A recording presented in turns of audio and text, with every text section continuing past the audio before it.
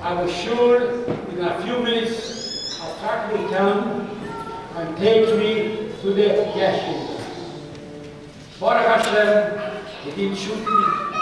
They didn't send a truck for me. And I'm still Baruch Hashem alive. Afterwards,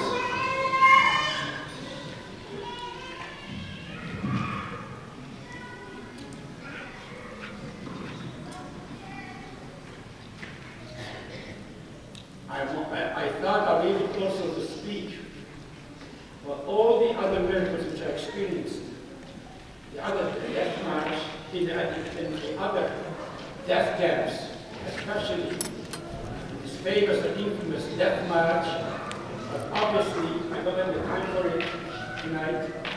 So let me just tell you something which I'm sure books which speak about, which write about the Holocaust, of which all these atrocities, barbarism, I'm sure you read, you heard, or you saw on the television or movies. By the way, at home I'm looking over, I'm correcting now a script which I filmed soon, the forthcoming film. My experiences is different in Auschwitz, the different death camps. In any case, one element, one dimension, one aspect of these different death camps, which are not mentioned, unfortunately, in any of the descriptions of the Holocaust, the religious element. And this is what I'd like to speak a little bit. When big cave, we were sent, I was inside in the gas chamber. Eventually I came out, and those people who came out from the Chabad were given, everybody could strip himself naked, and we were given, I'm sure you can see, this grayish-bluish uniform, this grayish-bluish striped uniform. For me, when they came and I came out from the showers in the gas, and they were supposed to give me also a uniform, for there was no uniform for our children. Because all children were killed. And all this uniform, this striped, grayish, bluish uniform, only for grown-ups.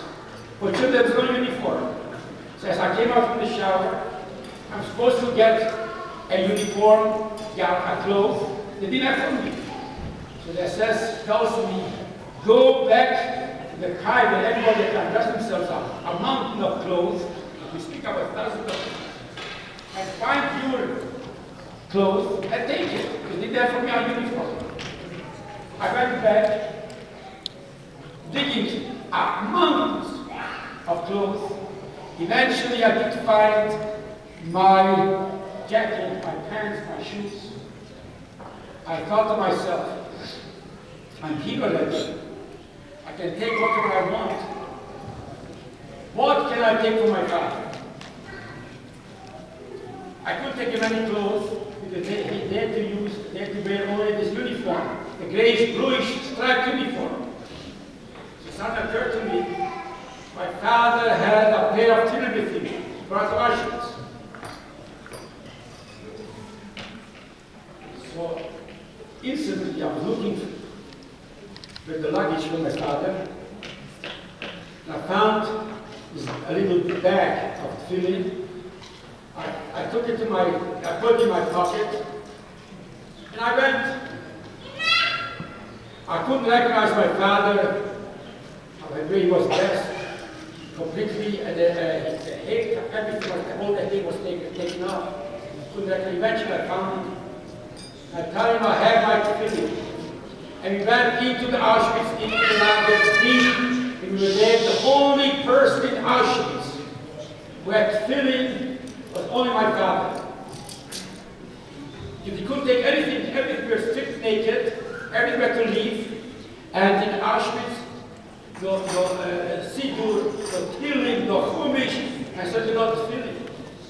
When people found out that my father has tefillin, ladies and gentlemen, the whole day, early morning, 4 o'clock in the morning, we had to go out to the work.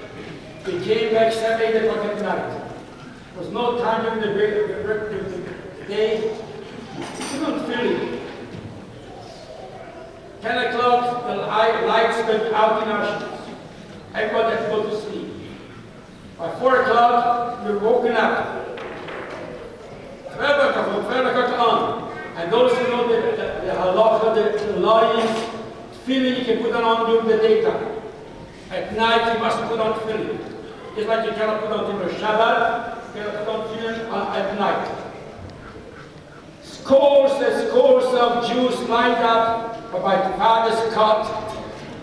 12 o'clock, you can't imagine how we were worn out, exhausted, tired from the hard work, without any food.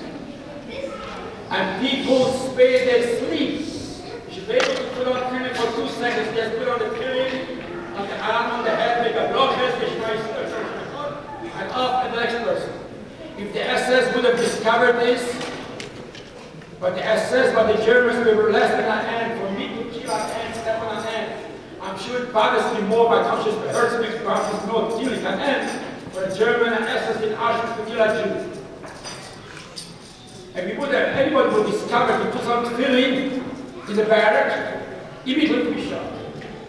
Ladies and gentlemen, I can testify, as long as my father was in Auschwitz, he was evacuated at the end of October. Until he was in Auschwitz every night, scores and scores together. I'm sure there's thousands of Jews risked their very life to put on tefillin just for a minute, they say Shema Yisrael at night. You have no doubt, for Hashem it was more precious. This pair of things for a minute, said Shema Yisrael, that a person that was nowadays the whole prayer in the morning. We just celebrated Sukkot. People build behind our barrack a little sukkah. Sukkah doesn't have to be very tall. A sukkah, even a small sukkah, as long as the head and the torso can enter into the sukkah, is also kosher. Behind the barrack, big reeds. Behind the reeds, that the SS shouldn't recognize, you shouldn't see it. People build a little sukkah.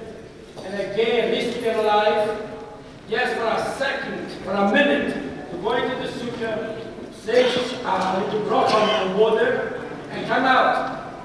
People risk their life for sukkah. Let me tell you, after sukkah comes Hanukkah, which I can testify. I don't say everybody, but many did it. Can you imagine what was our food? They gave us the ration, the bread, which they gave us daily, the slice. My fingers, the 4 fingers, not finger, but the 4 fingers of this little portion of bread, 3/4 was mold. And that's what they gave us to eat. And also a little soup, which the soup was only made out of warm water, a few barleys, and a few drops of oil falling on top of the water, which actually I've seen. And you know, people were emaciated, sick, weak, with hard work, cold, freezing. And nevertheless, there's no oil, it's energy. People would take off months before, every night, we got the soup, 1 drop, 2 drops of the fat, save it, and comes Hanukkah, you should have enough fat to light a Hanukkah candle. Again, it was Hanukkah candle would be lit in Auschwitz, and the SS would see it, the whole barrack would be engaged. And that was people do. I can go on and also speak about Pesach. We celebrate Pesach. What's Pesach? The festival of liberation. The Jews in Egypt didn't suffer anything like what the babies suffered in Auschwitz. Auschwitz is the net birth of all the death camps. What did we celebrate? But Hashem said Pesach, yes, we celebrate Pesach also. But anyways, ladies and gentlemen, let me just conclude. Somebody came over to me before, Council Lodge. So let me just tell you more than the Lodge ghetto, the ghetto Lodge. After the ghetto Warsaw, the largest ghetto in Poland was the Lodge.